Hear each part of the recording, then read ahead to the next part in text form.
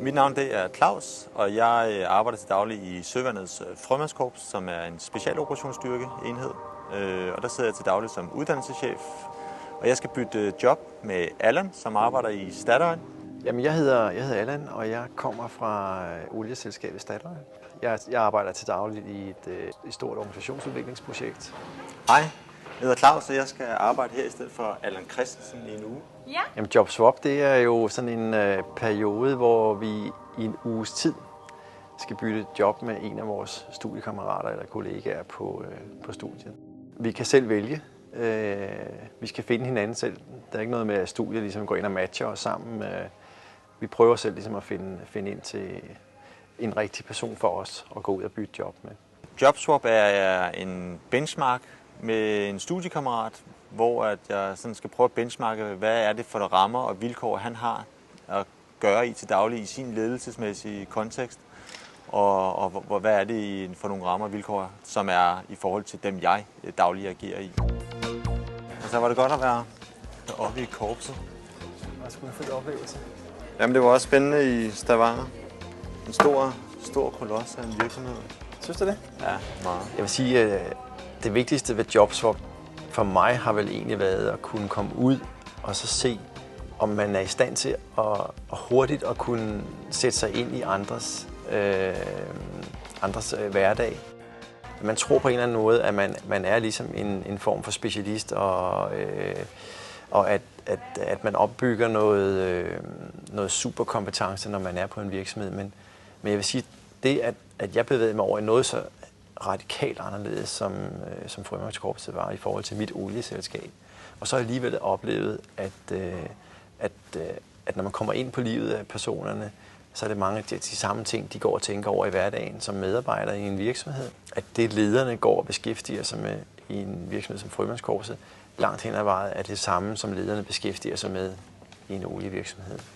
Så selvom at det er en stor international virksomhed, man arbejder i, eller om det er i vores lille enhed oppe i Kongsør, så de problemstillinger, som der er, de er ikke så forskellige, som man nogle gange går og tror. Og det bruger jeg faktisk også meget i dagligdagen deroppe, at prøve at italesætte, at græsset er ikke altid meget, meget grønnere ude på den anden side i den civile verden, hvis der er nogle frustrationer. Det er helt klart noget, jeg prøver at bringe med ind i spil også fra de historier, man hører på studiet generelt. Det er også spændende at møde Øjstein og være med til telefonmøderne, selvom det er svært at forstå norsk, når det er telefonmøde. Men det er det jo også for mig. Ja. Eksempelvis så har vi jo på uddannelsen sådan en kompetenceprofil, vi skal lave som en del af vores opstart på uddannelsen, hvor man selv ligesom målretter, hvad er det for nogle kompetenceområder, man gerne vil dyrke undervejs i den her uddannelse. Og en af dem, det er handlingskompetencen. Det er at handle på det, man siger. Og det vidste jeg fra starten af, at det var et område, jeg gerne ville dyrke og træne noget mere. Og jeg tror i dag, at det var med til at gøre også, at jeg søgte over mod Claus på vores første seminar, hvor vi skulle vælge refleksionspartner. Fordi jeg havde helt klart en forestilling om, at man handler, når man er frømand. Nu når jeg også sidder og tænker over det, jeg sådan i min kompetenceprofil har skrevet meget om, det var jo, at jeg gerne ville øge mig inden for det reflektive område. Og det er jo direkte det modpolen til det, Allan vil, nemlig det handlekraftige. Og det er også det, som jeg ser, at det Allan, han sparer mig ud i hjørnet i hvert fald, og hvor Allan han er stærk. Det er sådan meget at sidde og reflektere over tingene. Jeg fik jo også en samtale med Mogens den sidste dag. Ja. Jeg vil sige, at i forhold til MMD og det, der sådan sætter sig på MMD'en, når man har måske studeret lidt mere end et års tid, hvor man pludselig forstår nogle sammenhænge, hvad det egentlig er, det her det handler om, så er det jo netop at kunne gå ind og agere med mennesker og forstå dem på det plan, hvor de er, når man møder dem. Jamen, det er jo i hvert fald en helt ny måde at tænke på i forhold til den gode gamle, klassiske, individualistiske måde at tænke på. Og det gør jo egentlig også lidt op med den her måde, alle tænker på i nutidens virksomheder af personlig udvikling. Mig selv og individet først. Og det er det jo egentlig ikke. Det er jo egentlig personlig udvikling i relationen til andre. Og egentlig finde ud af, hvor er jeg i forhold til andre i virksomheden. Og ikke bare mig selv. MMD's tanker om, at virkeligheden skabes i relation med andre mennesker. Det fik jeg i hvert fald bekræftet i den uge, jeg var ude hos Claus.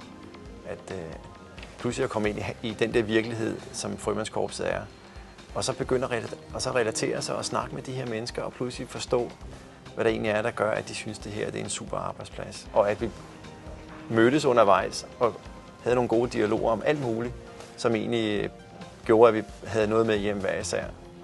Det er næsten som taget ud af MMD. Den har flyttet mig meget, meget personligt, synes jeg, i min måde at tænke ledelse på, og tænke strategi på, ikke mindst også på arbejdspladsen. Men samtidig ikke mere abstrakt, end at det også kan bruges praktisk i en pragmatisk hverdag. Så jeg synes, den har provokeret mig meget, eller flyttet mig meget i min tidligere måde at tænke på ledelse på. MMD er for mig blevet en personlig rejse, sådan rent selvudviklingsmæssigt, helt klart. På den ene side er det selvfølgelig grundlæggende en tung akademisk uddannelse. Der er masser af tung litteratur, men i kraft af, at litteraturen er mere eller mindre frivillig, så kan man også fylde det på, man gerne vil undervejs, så længe man holder sig inden for nogle brede rammer. Så det bliver både et tungt akademisk påfyld, en form for selvudvikling, og så hvis man sidder rent ledelsesmæssigt og er i ledelsesstillinger, masser af tanker omkring sin personlige platform som leder.